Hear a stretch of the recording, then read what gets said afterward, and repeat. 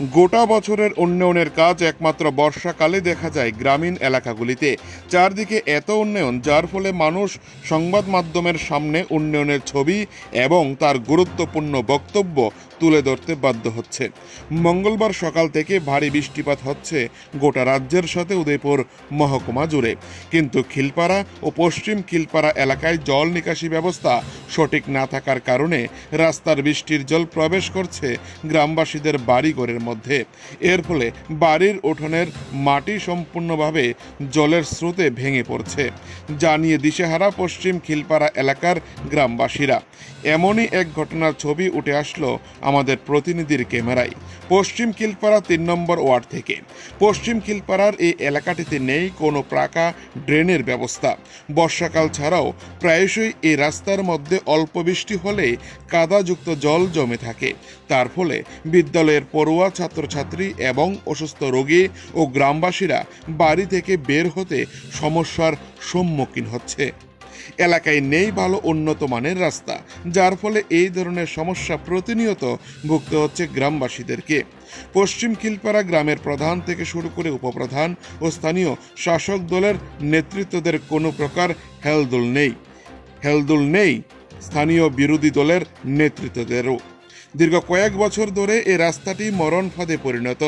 এলাকার সড়ক পথ খারাপ থাকার পরেও কোনো ধরনের কাজের উদ্যোগ নিচ্ছে না গ্রামের প্রধান, এমনটাই কান পাতলেই শোনা যায় এলাকার মধ্যে।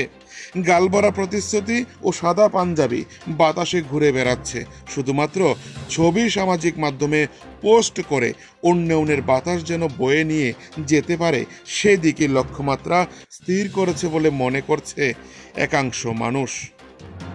এখন দেখার বিষয় কবে নাগাদ এই মানুষের দুঃখ দুর্দশা দূর করতে পারে পশ্চিম খিলপাড়া এলাকার গ্রাম প্রধান, সেদিকে তাকিয়ে রয়েছে গ্রামবাসীরা।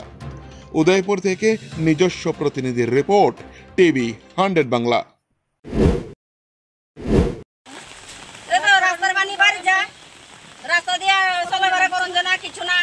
ড্রেন করবো কইতাছে, ড্রেন দেওয়ার হয় না।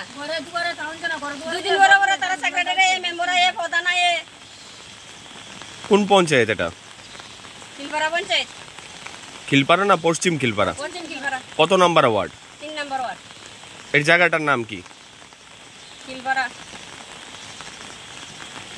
এখন আপনাদের দাবি কি? আমরা ড্রেন কইরা দাও, সরকারি রাস্তার জল যাতে আমার বাড়ির উপর দিয়ে না যাইতে পারে। আমরা বাড়ির উপর দিয়ে। কবে ধরে এই সমস্যা?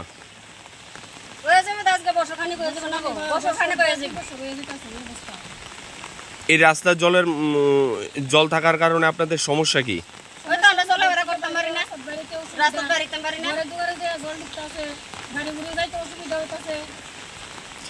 সামান্য বৃষ্টি হলে কি এদিকে জল জমে নাকি? মানে ব্যাঙ্গে মুতলে জল জমে যায়। রাস্তা জল কে আমার বাড়ি দিয়ে আসবনি কি? আমি কি দিমুনি রাস্তা? তো সরকারি রাস্তা জল আমার রাস্তা দিয়ে যায়, তো দিমু বাড়ি দিয়ে উড়ন দিয়া দুনিয়ার মাটি সব ধোয়াই নিছি কে।